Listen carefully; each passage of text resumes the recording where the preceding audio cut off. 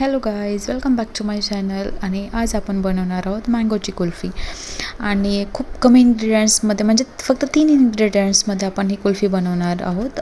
तर त्यासाठी आपण पिकलेले आंबे घेतलेत आणि त्याच्या आंब्याचा वरचा भाग असा व्यवस्थित कट करून घ्यायचा. आणि त्याच्यामधली जी कोय असते ती व्यवस्थित अशी काढून घ्यायची. खूप इझिली नाही निघत, थोडंसं ट्राय करावं लागतं याला. आणि त्या अशी काढून घ्यायची. आणि जो मधला गर असतो तो, हे बघा दाखवते मी तुम्हाला, असं व्यवस्थित असं निघालेलं आहे. आणि यात छानपैकी मधला गर त्याच्यामध्येच ठेवायचा, हा बिलकुल काढायचा नाही. आणि मी 1 लिटर दूध घेतले आणि 1 लिटर दूध असं छान असं घट्ट करून घेतलं. आपण जसं दूध खीरसाठी दूध घट्ट करतो ना, तसं छान असं उकळून घेतलं पहिले. आणि त्यामध्ये मी नेस्लेचं मिल्क पावडर टाकले 1 वाटी. मी साखरेचं अजिबात यूज केलेला नाही आहे.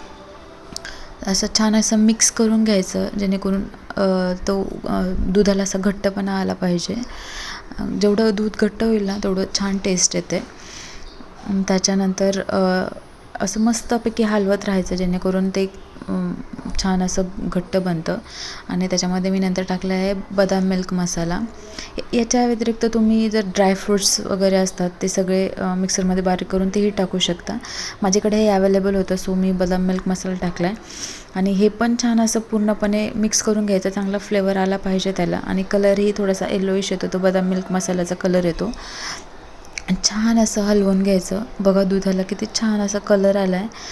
आणि तुम्ही बघू शकता पॅन हे कंप्लीट, मी 1 लिटर दूध घेतलं होतं, त्याच्या अर्ध्याला दूध आलेलं आहे म्हणजे. आणि त्यानंतर दूध थंड होऊ द्यायचं हे मिश्रण. आणि त्याच्यानंतर जे आपण आंब्यामधली जी कोय काढली होती त्या आंब्यामध्ये हे दूध भरून घ्यायचं पूर्णपणे. आणि त्याच्यानंतर जो आपण वरचा भाग कट केलेला होता तो आज झाकण म्हणून यूज करू शकता. असेच आपण सगळ्या मँगोजमध्ये दूध भरणार आहोत. आणि ते कंप्लीट 7 to 8 आवर्स आपल्याला हे फ्रीजमध्ये ठेवायचं आहे, जेणेकरून प्रॉपर सेट झालं पाहिजे. म्हणजे तुम्ही चेक करू शकता आधीमध्ये. असं प्रॉपर सेट झालं ना तर त्याला छान अशी टेस्ट येते आणि व्यवस्थित पण दिसतं. ते दिसण्यासाठी पण तुम्ही बघू शकता हे प्रॉपर सेट झालेलं आहे. मी कंप्लीट 1 रात्र फ्रीजमध्ये ठेवलं होतं. आणि त्याच्यानंतर हे तुम्ही बघू शकता खूप मस्त सेट झालं आहे. एकदम घट्ट असं मँगोचं एकदम असं घट्टपणा आला आहे त्याच्यामध्ये. आणि हे वरचं काढून घेऊ शकता. हे बघा दूध पण मस्त असं सेट झालं आहे. त्याच्यानंतर आपल्याला हे वरची जे आंब्याची वरची साल आहे ते काढून घ्यायची आहे.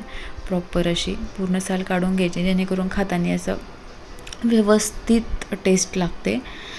आणि हे अशा प्रकारे आपण वरची साल काढून घेऊयात, आंब्याच्या वरची साल. आणि हे खूप थोडंसं अवघड जातं, ते घट्ट असल्यामुळं लवकर निघत नाही. आणि हे नंतर वेगळ्या शेपमध्ये मी असं गोल शेपमध्ये कट केलं आहे. तर तुम्ही कोणत्याही शेपमध्ये त्याला कट करू शकता. आणि व्यवस्थित असं थोडंसं हळू 2 मिनिटं बाहेर काढून ठेवायचं आणि नंतर कट करायचं, जेणेकरून प्रॉपर कट होतं. आणि हे बघा मी असे पीसेस केलेले आहेत त्याचे. आणि हे तुम्ही असे सर्व करू शकता. खूप मस्त टेस्ट झाली आहे. तुम्ही पण नक्की ट्राय करा आणि मला कमेंटमध्ये सांगा की कशी वाटली ही रेसिपी. थँक्यू.